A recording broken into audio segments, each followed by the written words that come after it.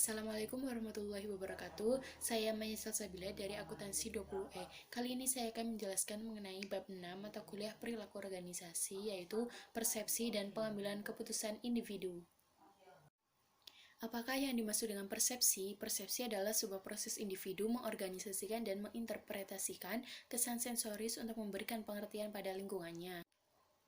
Selanjutnya, kita masuk ke faktor-faktor. Di sini ada 3 faktor, yaitu faktor situasi, penilai, dan target. Faktor situasi meliputi waktu, latar kerja, dan latar sosial. Nah, faktor situasi di sini yaitu apa yang sedang berkembang, apa yang menjadi itu pada saat itu, apa yang sedang menjadi topik pembicaraan, apa yang terjadi di kalangan masyarakat berkaitan dengan situasi. Yang kedua ada penilai, yaitu meliputi sikap, motif, minat, pengalaman, ekspektasi. Nah, faktor penilai di sini akan dipengaruhi oleh konsep dari diri seseorang, yaitu meliputi pengalaman, emosi, adanya harapan tertentu, dan lain sebagainya. Yang ketiga ada target, yaitu meliputi inovasi, pergerakan, suara, ukuran, latar belakang, proksimitas, dan kesamaan.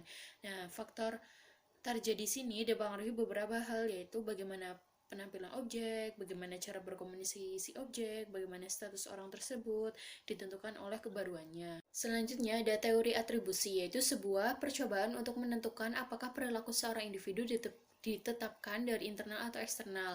Nah, di sini teori atribusi itu dibagi menjadi dua, yaitu yang disebabkan oleh internal dan yang disebabkan oleh eksternal. Yang disebabkan oleh internal adalah yang dipercaya pengamat berada dalam kendali perilaku pribadi dari individu. Kalau yang disebabkan oleh eksternal, apa yang kita bayangkan situasi memaksa individu untuk melakukannya.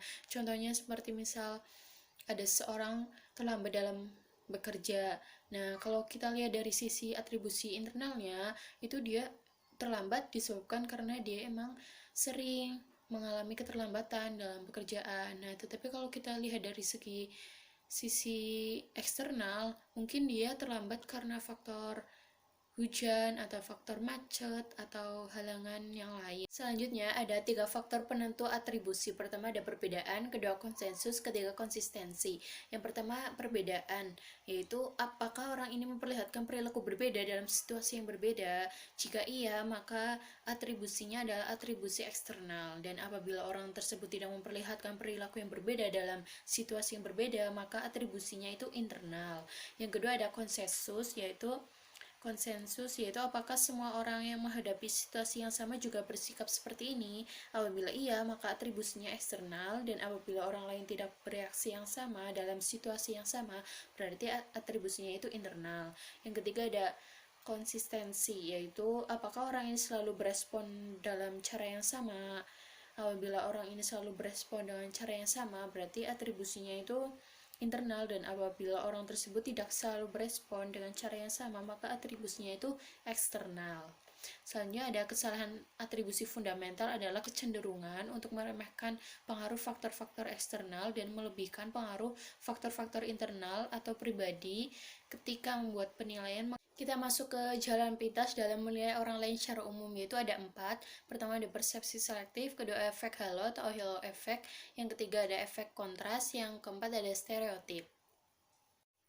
Apa sih yang dimaksud dengan jalan pintas? Jalan pintas yaitu kita kan sering menilai orang lain dengan cara yang berbeda-beda, pola yang berbeda-beda. Nah, itu yang dimaksud dengan jalan pintas, yaitu kita menilai orang lain melalui pola yang berbeda-beda.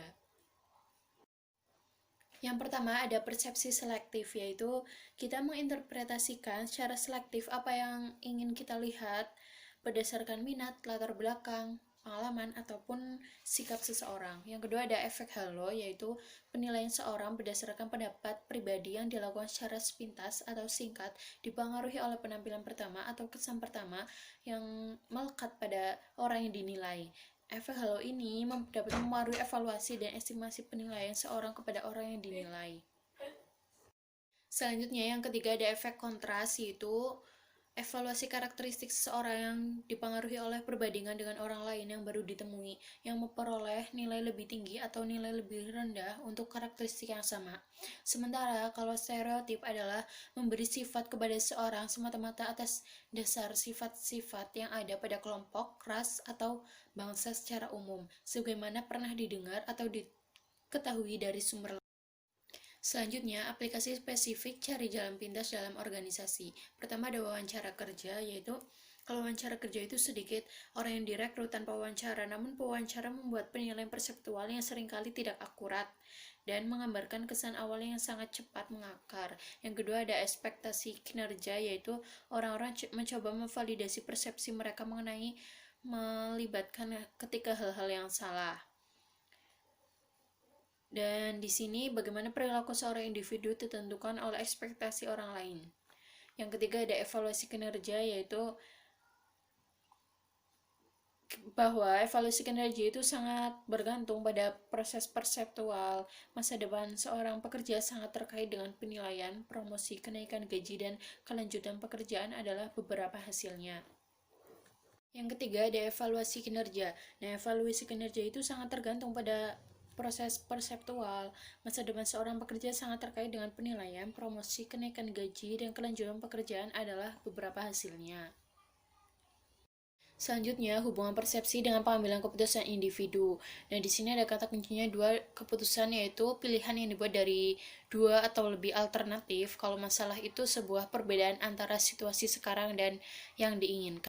Nah, hubungannya di sini dalam organisasi itu ketika misal ada masalah kayak gitu, kita harus bisa mengambil sebuah keputusan untuk mencari jalan keluar agar masalah cepat terselesaikan. Selanjutnya, pengambilan keputusan dalam organisasi. Mengapa sih pengambilan keputusan itu diperlukan dalam sebuah organisasi? Yaitu alasannya karena untuk mencapai sebuah tujuan yang organisasi inginkan. Yang kedua, bisa untuk menyelesaikan masalah terkait dengan masalah yang terjadi dalam organisasi tersebut.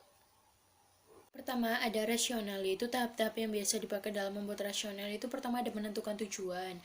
Nah, pengambil keputusan itu harus tahu dulu tujuannya agar nanti jika ada permasalahan itu mengetahui kendala-kendalanya. Yang kedua ada mengidentifikasi permasalahan. Permasalahan itu kondisi di mana ketidaksamaan antara kenyataan dan apa yang diharapkan. Permasalahan perlu diidentifikasi agar mengetahui jalan keluarnya. Yang ketiga ada mengembangkan sejumlah alternatif untuk menyelesaikan masalah, yaitu dengan menganalisa informasi sebanyak-banyaknya. Selanjutnya ada penilaian alternatif dan memilih alternatif. Alternatif yang baik adalah tepat sasaran dan sesuai dengan tujuan. Selanjutnya ada menentukan keputusan dan implementasi dan evaluasi. Selanjutnya ada rasionalitas terbatas, yaitu para individu mengambil keputusan dengan merancang bangun model-model yang disederhanakan.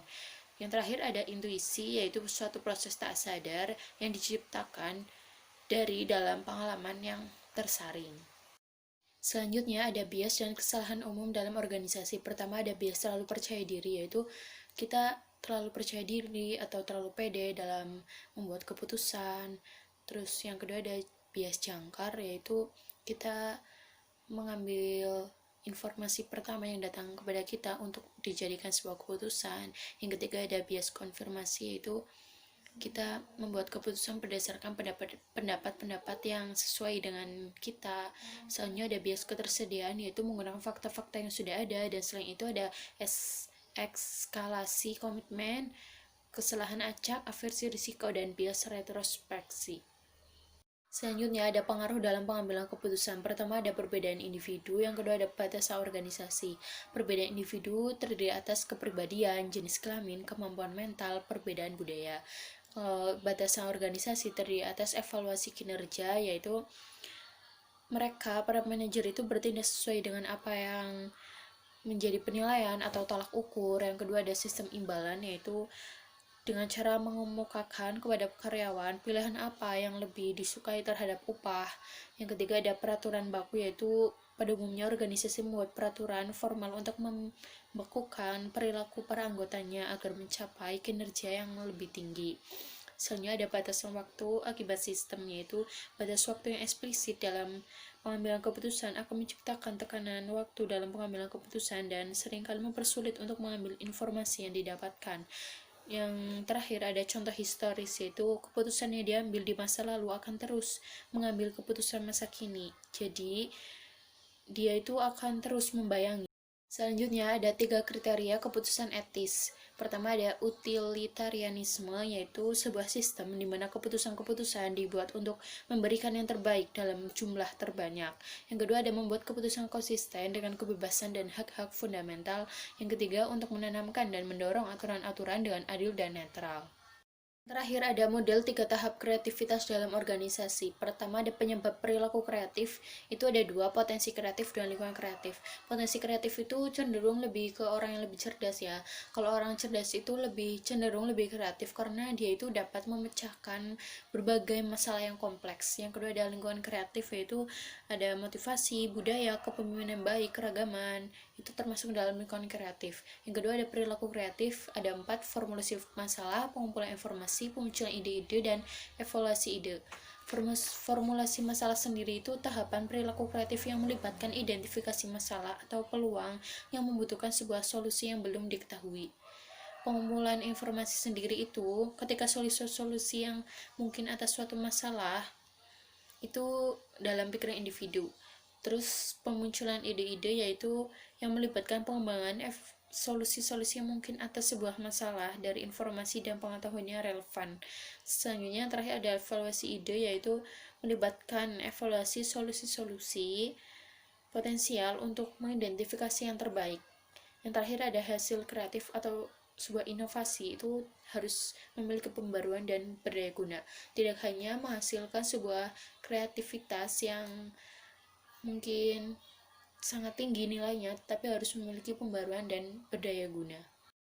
Sekian presentasi dari saya. Apabila banyak kesalahan atau penyampaian materi yang kurang maksimal, mohon dimaafkan. Sekian, wassalamualaikum warahmatullahi wabarakatuh.